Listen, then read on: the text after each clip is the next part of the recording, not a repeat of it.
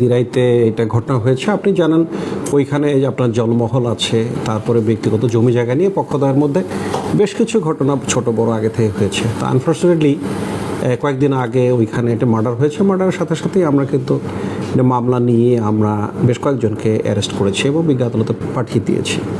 তো এগুলোকে কেন্দ্র করে দুই পক্ষের মধ্যেই একটু ওই ব্যক্তিগত রেষারেষির ফলে আমরা আমাদের নলেজে এসে যে তারা একে অপরের বাড়িঘর ভাঙচুর করছে এসে আমরা তাৎক্ষণিকভাবে কিন্তু পর্যাপ্ত সংখ্যক পুলিশ সেখানে মোতায়েন করেছি। লোকাল ওসি গিয়েছে, আমার সার্কেল এসপি তারা গিয়েছে। তো সেটা আমি দেখলাম যে আরও বিভিন্ন সোশ্যাল মিডিয়ামে নানান ধরনের এই কথা এসছে, এগুলো আমরা দেখছি।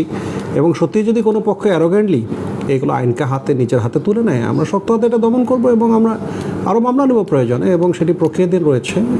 আমরা যে কোনো মূল্যে এটা আইন শৃঙ্খলা সেখানে সমুন্নত রাখবো।